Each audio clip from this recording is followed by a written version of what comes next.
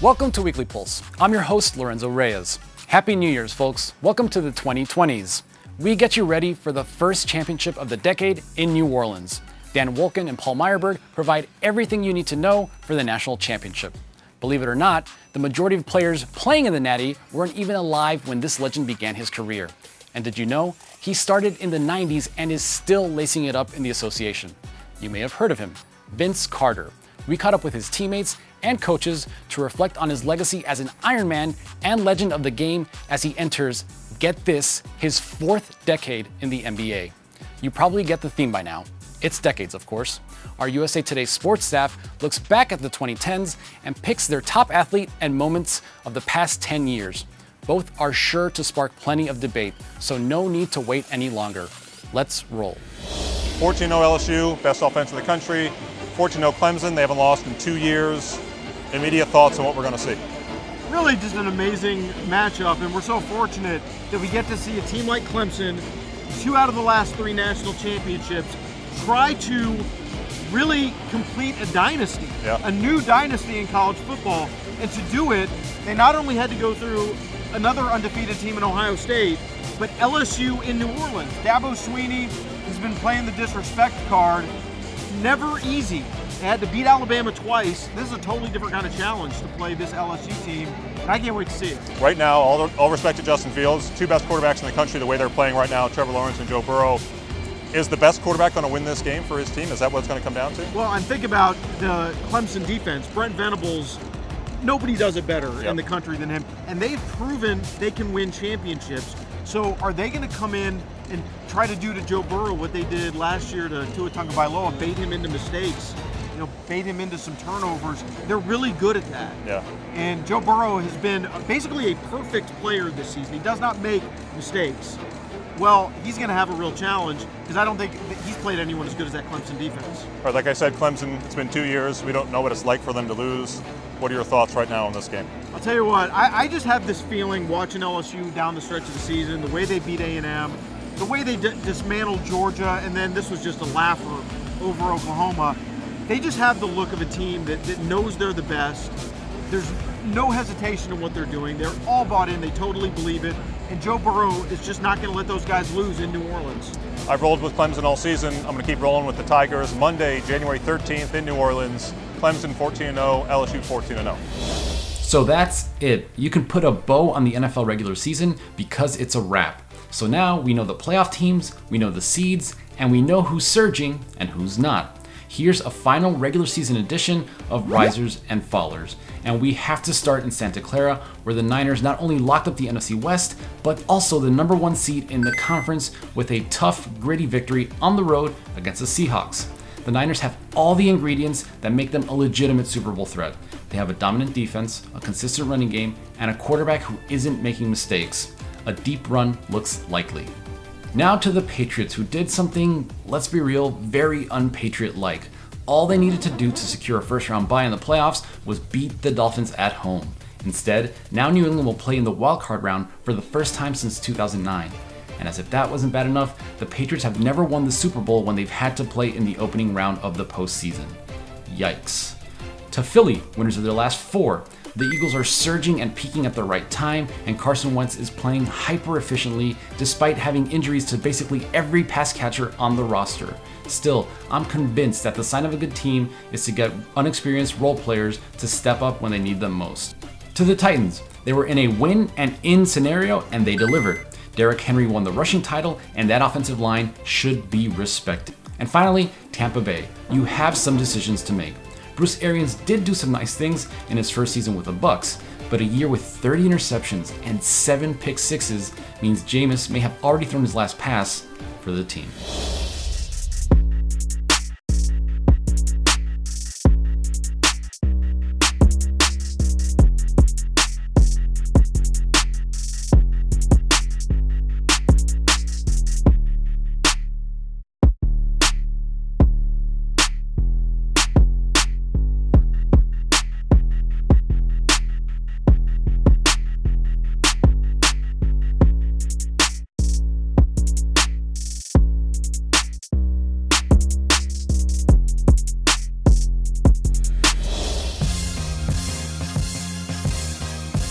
Vince Carter, a.k.a. Vince Sanity, a.k.a. Air Canada, a.k.a. half man, half amazing. Arguably the greatest dunker in the history of the NBA, Vince Carter has spent his career dropping jaws, filling stat sheets, and inspiring dunkers for years to come. But what needs to be acknowledged is that he'll go down as one of the all-time Ironmen in the association. Barring injury, he will pass Dirk Nowitzki at third place for the most games played all time by season's end, sitting just behind Kareem Abdul-Jabbar and Robert Parrish. This is something that cannot be overlooked when talking about VC's legacy, and certainly not something that's lost on his teammates.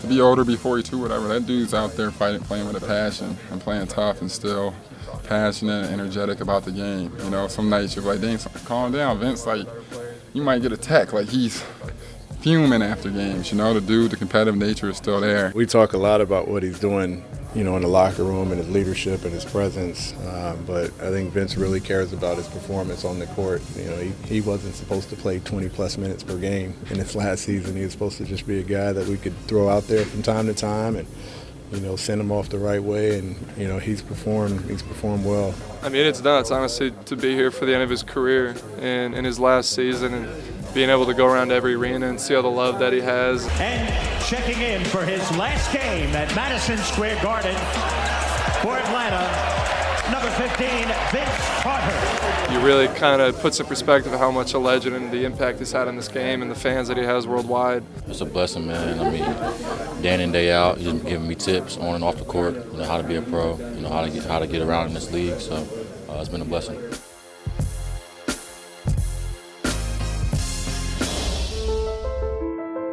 Former NBA Commissioner David Stern has died at the age of 77. Stern suffered a brain hemorrhage at a New York City restaurant on December 12th and was rushed to a hospital where he underwent emergency surgery. Stern is considered one of the greatest commissioners in the history of sports. He took over the NBA in 1984, and during his 30-year run, he oversaw massive financial and global growth. By the time he stepped aside in 2014, the NBA was a multi-billion-dollar business with players making millions and millions of dollars annually. Stern was known as a tough negotiator, and you could be on the receiving end of some of his biting barbs. But he also had a compassionate side that was never more obvious than the way he handled Magic Johnson when Johnson announced he was HIV positive in 1991.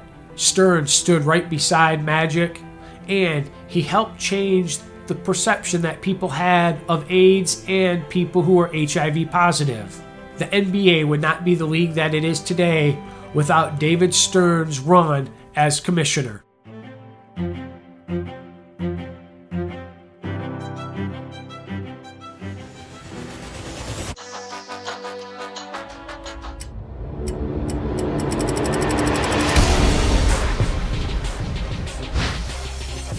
The best NBA athlete this past decade has been LeBron James. He's been in 9 consecutive NBA Finals, won 3 NBA championships, has played with 3 different teams, Cleveland Cavaliers, Miami Heat, going back to Cleveland, now teaming up in LA with the Lakers.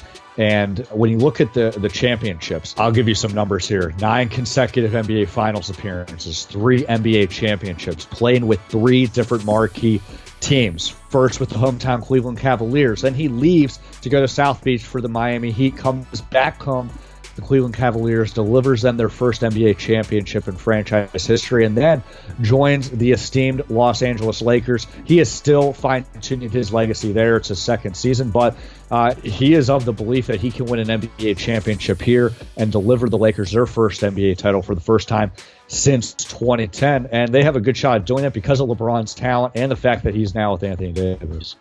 I think if you just want to look at the 2010s, there's a very strong argument to be made that nobody accomplished more than Novak Djokovic. He is considered maybe the 3rd best tennis player of all time, behind Roger Federer and Rafael Nadal.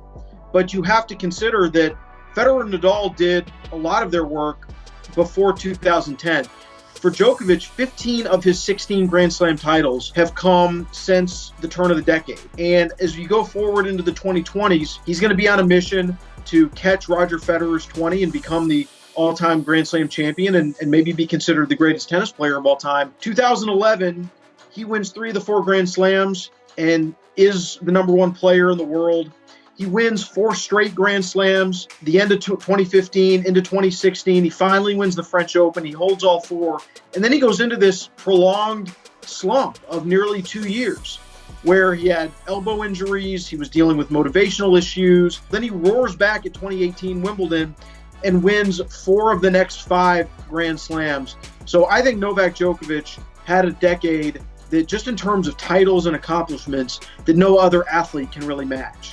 I think you start with Tom Brady because of the Super Bowl ring. It just kind of shows that Tom Brady has been able to adapt to the circumstances, which really kind of underscores the beauty of the Patriots, who have been able to make themselves over many times during their reign over the past couple of decades. But Brady in particular, he may not be as physically dominating as he was a decade ago, but he still knows how to win. He's still a clutch player. He can still be the one that pulls the trigger to kind of make the engine go. And so that's the greatness of Tom Brady when you talk about a guy into his 40s still winning Super Bowls. And in the clutch, just look at a couple of Super Bowls and you just have to marvel at what Brady's been able to do. Yeah, they won the lowest scoring Super Bowl in NFL history, but guess what? Brady had to make a big throw to Rob Gronkowski to make it happen. He pulled off the biggest comeback in Super Bowl history. Give him his due. Look, we know what LeBron James has done on the court in this past decade. Let's take a look at his contribution and impact off the court, which has been monumental. His LeBron James Family Foundation started off as a basic charity just to get kids to go to school. It started off as a bike giveaway. They could ride to school. They could get these free bikes if they reached certain accomplishments, such as perfect attendance, quality grades. But then year after year, it has morphed into something bigger. He realized that with corporate sponsorships, his foundation could then provide scholarships to Akron University for students who met a bunch of requirements through high school, including good grades and attendance. And then it morphed into the I Promise School, which is a school that just started a couple years ago for at-risk students who need extra attention. That has the ability to impact the lives of those kids and their families. And so when you start to add it up, when you look at what LeBron James has done, I think when we look at his impact 20, 30 years down the road, of course we're going to talk about what he did on the basketball court, but the lasting legacy that he's going to provide is what he's doing with his family foundation. I'm biased because I have covered her, but there's nobody more astounding, amazing, spectacular than Simone Biles. She has won every single all-around competition that she has entered since 2013. And most of the time, it is not by small margins. Usually it's, in the last couple of years, it's been by 2 points, 2+ points. That's like those 40-point blowouts that you see in college football in the fall. She won 4 gold medals at the Rio Olympics. I mean, she's the world champion right now and led the U.S. team to the world title. She's the world all-around champion. She's the world floor champion. She's the world vault champion, the world beam champion. She's just amazing. And she is only getting better as she gets older, which gymnasts just don't do. We have to start with Zion Williamson. And it's just one of those things where we look at what LeBron James would have looked like if he played in college basketball. And we've got to see a lot of that with Zion Williamson. He was very transcendent.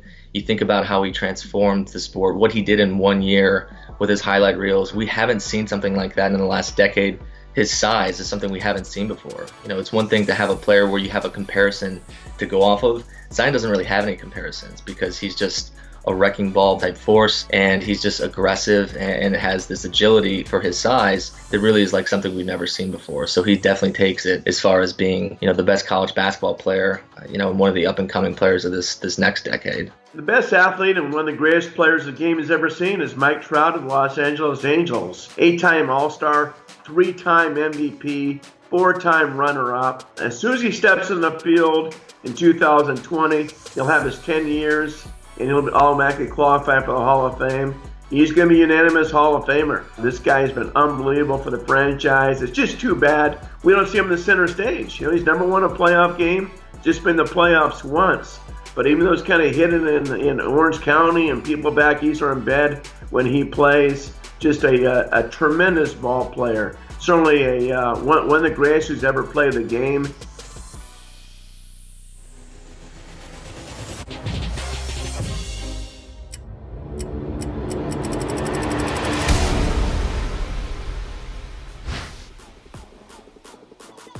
28-3.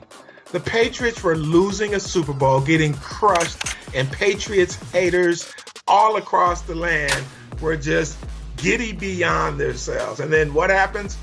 Tom Brady leads a comeback. The defense makes a couple of plays. The Atlanta Falcons contribute with some bonehead coaching decisions. And we have our first overtime Super Bowl game in history. And who wins it? Tom Brady and the Patriots.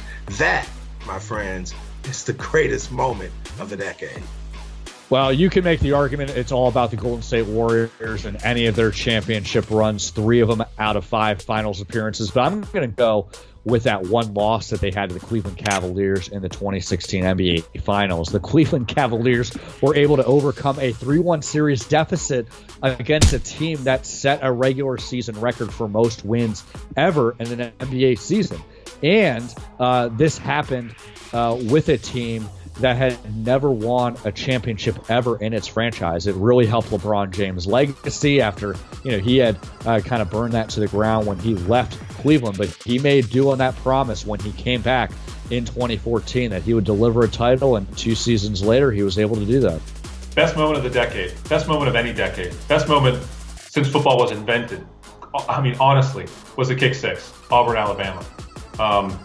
You could have dreamed of a million ways that game could have ended. You could have sat at a whiteboard with a marker and all your buddies and said it could end on a field goal, a touchdown, a tackle, a sack, an interception, all that. You never would have guessed.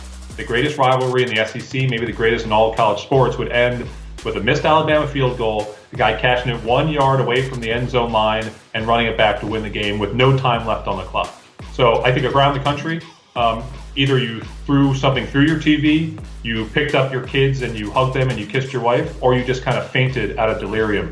But that is a moment in college football history from this decade and ever that you will always remember where you were, what you were doing when you saw the kick six. Yeah, baseball's biggest moment. So many curses were broken, so many losing schemes were finished with. Finally, Chicago Cubs, everybody's darling, finally wins the World Series for the first time since 1908. Too bad they didn't do it in Chicago. That place would have still been partying with confetti and everything else. The city erupted. And I think the nation was very excited. You feel bad for the Cleveland Indians because they haven't won, in about 70 years either. But for the Cubs, just almost the darlings of losing. You kept thinking, here's the Cubs, and you think, what's going to happen again? And then when Rajah Davis hits that home run in Game 7, you think, oh my God, they're going to blow this thing again. But the Cubs, prevailed. We had the rain delay, Jason Hayward's speech to the team. Boom, they win in 10 innings. And there's Chris Bryant throwing at Anthony Rizzo for the final out. But it's got to be the Cubs finally winning the World Series in 2016 and found that curse is over. Just like the Red Sox finally ended their curse, the decade before. Now it's the Cubs' turn. Yeah, so the best way to look at, some of the best moments in college basketball in the last decade is to sort of go in chronological order. So one that sticks out to me in 2013 was Kevin Ware's injury for Louisville. Just one of the most gruesome injuries we've ever seen. That moment to see the team really kind of rally behind him and win the national championship, I think it was just huge for college basketball history in terms of what the sport really means. But it's always about Cinderella when we're thinking about March Madness, and that's where I think Loyola Chicago comes in here. A little engine that could, being able to get all the way to the Final Four. And it's not just that, they were the Cinderella team. We've had plenty of those, particularly in this last decade. They had someone in Sister Jean, a mascot, that ultimately gave them a face and just allowed them to be a transcendent team that will be talked about for ages. But ultimately, when we're thinking about this decade, the moment, we're almost looking at 2 seasons, put together to come to one moment. And I think we're talking about the University of Virginia basketball team. Coach Tony Bennett, this is a team that set history in the wrong way, losing to the number 16 seed UMBC, and then to turn it around, over the course of a year, really just kind of find that resiliency, find that fire from that pain and from that suffering, and turn it into a national championship. It was one of the coolest stories, in the last decade in college basketball, but definitely just, speaks volumes to how, Coach Bennett will be the first one to say it, how it really kind of carries off the court, how you carry yourself, how you fight adversity. They definitely had one of the most inspiring stories, we've seen in the sport of college hoops. Well, for me, it's a moment that I was there to see in person, and it's 2015, a beautiful June day in Long Island, American PHAROAH going for the Triple Crown, trying to become the first horse since 1978 to sweep all three, an achievement that, frankly, a lot of people, both inside and outside of horse racing, thought would never be done again because so many horses had won the first two and faltered in the third. It's a grueling test of mettle of these horses to race that way. It's not something that in the modern era that is easy. It would take a special horse to win all three. And American PHAROAH was that horse. And the performance he put on that day at Belmont, winning wire to wire, pulling away from the field down the stretch, the roar from the crowd when he crossed the finish line was the loudest crowd I've ever heard at any sporting event anywhere. And people just sustained that noise for 10 minutes as the horse came back around the grandstand. Victor Espinoza, his jockey, paraded him in front of the people. It was an emotional moment. People were crying. They were hugging and high-fiving. It was really one of the coolest things I've seen, just to prove to people that this could be done. And this heroic horse was finally the one to do it.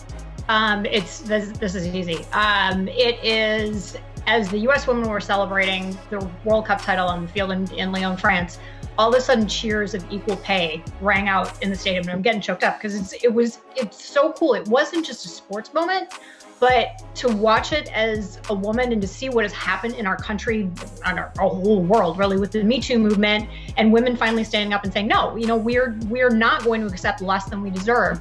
And to have that resonate and people respond to the U.S. women the way that they did, because the U.S. women it's really the first team that I can remember that has been unapologetically confident. They said, you know what, yeah, we're the best in the world and we're not going to apologize for it. We're not going to ramp ourselves down. We're not going to back off. We are who we are. And if you don't like it, that's your problem. It's not ours.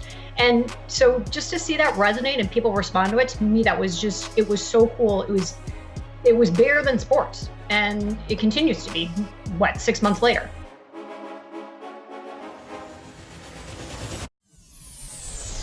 It's wildcard weekend. We are bound to see some classics and maybe even an upset or two.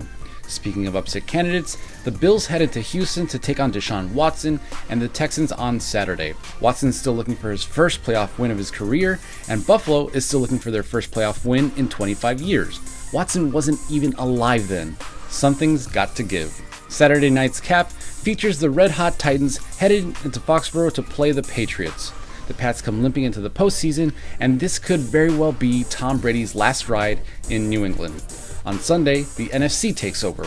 In the 1 o'clock game, we may have the best matchup of the weekend with the Vikings headed to New Orleans. We all know what happened the last time these two teams met in the playoffs. I expect another classic. Then, the closer. Seattle heads to Philly. Carson Wentz played like an MVP in December, and Russell Wilson is always in that conversation. Is it me, or does just every Seahawks game come down to the wire, or even just centimeters? This should be a tight affair as well. Stick with Weekly Pulse, your heartbeat to what's trending in sports. Hey sports fans, if you want to see more videos like this, check out some of our other ones right here. And if you like what you see, hit the subscribe button and stick around for more from USA Today Sports.